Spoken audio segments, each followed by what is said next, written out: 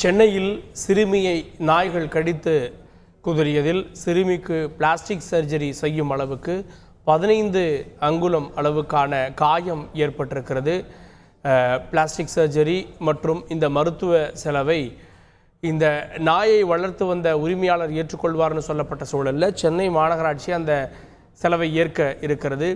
சென்னையில் நடைபெற்றிருக்கக்கூடிய இந்த சம்பவத்தை தொடர்ந்து 10,000த்திற்கும் மேற்பட்டோர் உரிமம் பெறாமல் நாய், பூனை உள்ளிட்டவற்றை வளர்த்து வரக்கூடிய தகவலும் வெளியாகி இருக்கிறது. செய்தியாளர் ராமச்சந்திரன் கூடுதல் விவரத்தோடு நிகழ்கிறார். ராமச்சந்திரன், சென்னையில் நிகழ்ந்த இந்த சம்பவத்தை தொடர்ந்து இப்போ நாய் வளர்க்கக்கூடிய உரிமையாளர்கள் அல்லது பூனை வளர்க்கக்கூடிய உரிமையாளர்கள் இவர்களுக்கான கட்டுப்பாடுகள் விதிக்கப்பட்டிருக்கா? ஒன்று, இந்த சிறுமியினுடைய தற்போதைய உடல்நிலை என்ன? கூடுதல் விவரங்கள்.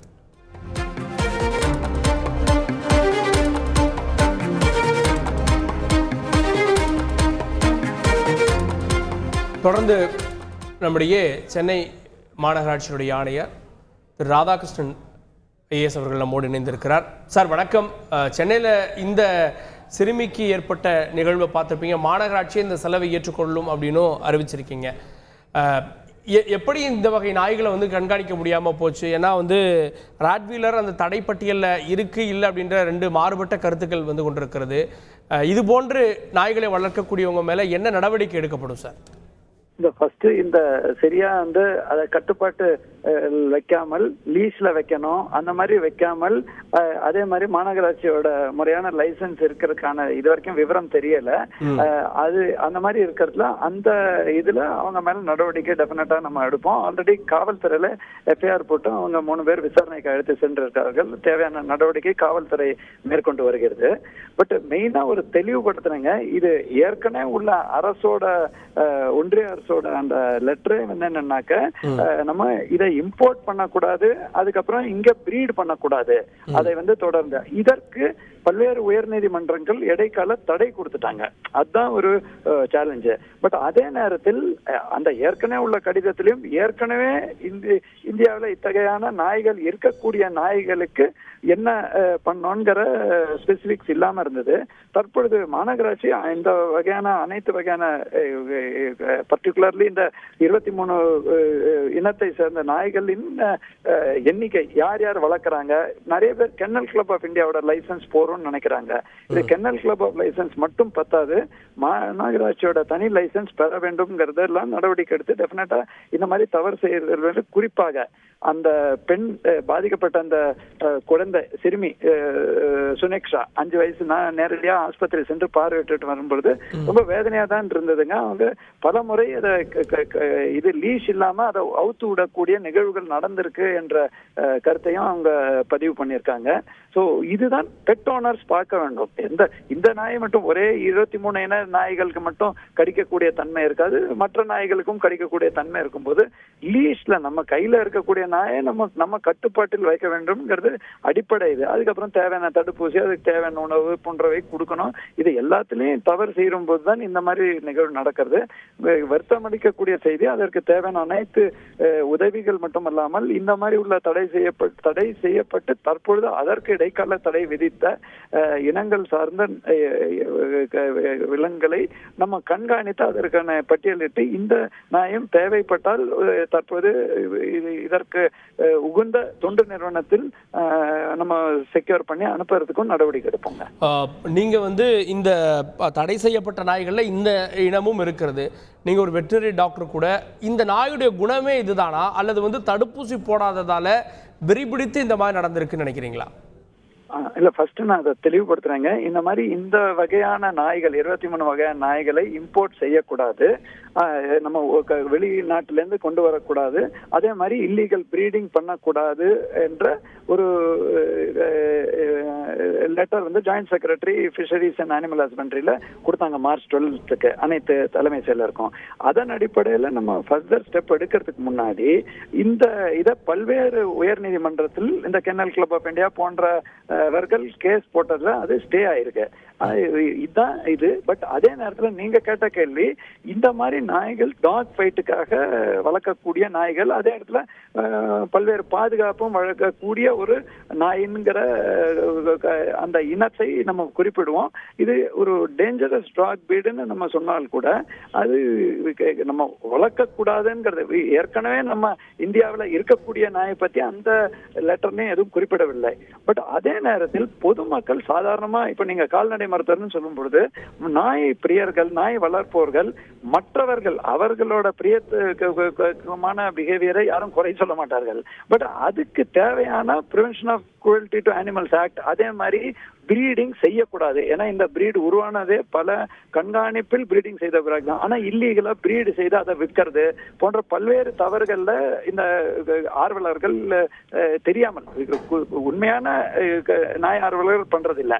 அதெல்லாம் அவர்களே இதற்கு அகேன்ஸ்டா இருக்காங்க. இந்த இல்லீகல் பிரீடிங், தட் இஸ் இந்த மாதிரி வகையான நாயை பிரீட் பண்ணி அதற்கு போடக்கூடிய குட்டிகளை வைப்பது. ஸோ இந்த மாதிரி அனைத்து கோணங்களையும் விசாரணை செய்து நடவடிக்கை எடுப்பாங்க.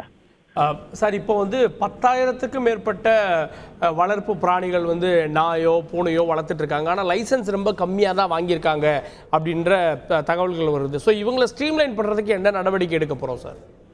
இல்ல, பல முறை அதுக்கு லைசன்ஸ் மற்றும் தடுப்பூசிக்கான ஏற்பாடுகள் சென்னை மாநகராட்சி செய்துள்ளது. இனிமே நம்ம அந்த ஏரியா வைஸ் அந்த இன்ஃபர்மேஷன் கேதர் பண்ணி அதை கட்டாயமாக அவங்க லைசன்ஸ் வைக்காதவர்களை லைசன்ஸ் வாங்க வைப்பதற்கும் அதற்கான அட்வான்டேஜஸும் அவங்களுக்கு பல முறை சொல்லியிருக்கோம். ஒரு அதோட மூவ்மெண்ட், அதே மாதிரி நாளைக்கு அந்த நாயை தவறுதலா யாரோ பிரீட் பண்ண வைக்கிறாங்களா போன்ற அனைத்தும், அது கென்னல் கிளப் போன்ற அமைப்புகளை வைத்து மட்டும் பண்ணக்கூடாது. அனிமல் வெல்ஃபேர் போர்டுன்னு அமைப்பு இருக்கு, பல்வேறு அமைப்புகள் இது இருக்கு, அரசு அமைப்புகளும் இருக்கு. அது அனைத்து விதிமுறைகளும் பின்பற்றுவதற்கு மாநகராட்சி டெஃபினட்டா எங்களோட கால்நடைத்துறை மூலமாக, அதே மாதிரி சுகாதாரத்துறை மூலமாக மாநகராட்சி நடவடிக்கை எடுக்கும்.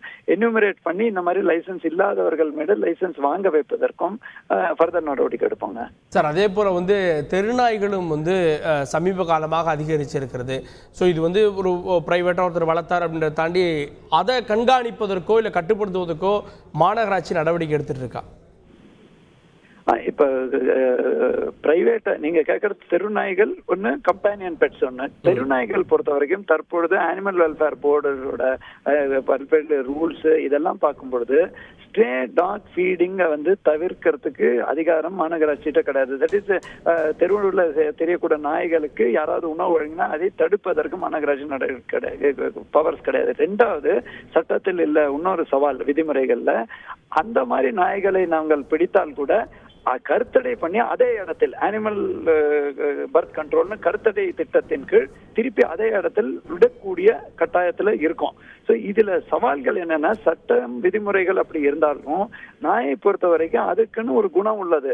அந்த பகுதியில் இருக்கிறவர்களே கிடைக்கிறது. சில இடத்துல வெறி பிடித்தால் தான் அது கிடைக்கும்.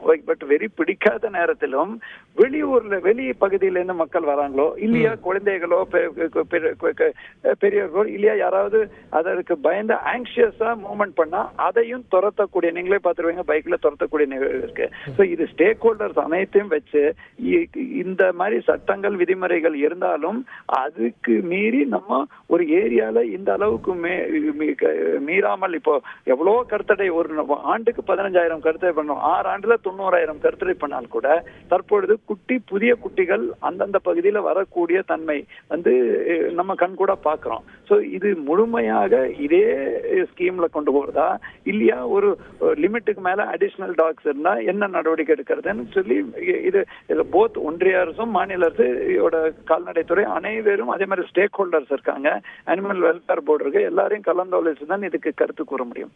சார், இதில் வந்து ஏற்கனவே நம்ம வந்து சென்னையில் வெளியில் சுற்றக்கூடிய மாடுகளால் ஏற்படக்கூடிய விபத்து, மாடு முட்டி உயிரிழந்த சம்பவங்களாக பார்த்தோம். இப்போ நாய்களும் புதிய அச்சுறுத்தலாக இருக்குது.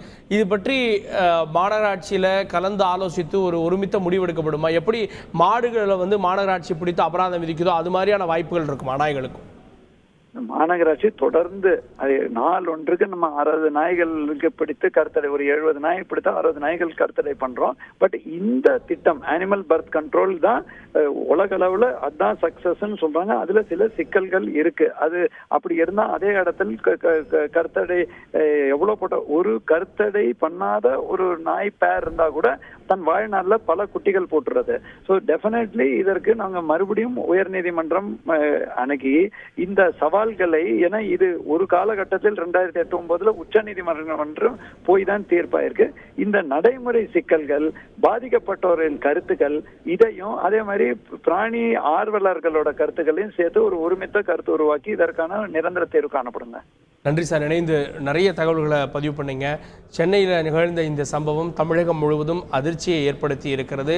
வளர்ப்பு பிராணிகளை வளர்க்கக்கூடியவர்கள் கவனமாக இருக்கணும். குறிப்பாக நாய், பூனை போன்றவற்றெல்லாம் போகிறப்ப ரொம்ப கவனமாக இருக்கணும் அப்படின்னு பார்வையும் ஏற்படுத்தியிருக்கு. இணைந்ததற்கு நன்றி. செய்திகளை உடனுக்குடன் தெரிந்து கொள்ள உடனே சப்ஸ்கிரைப் பண்ணுங்க.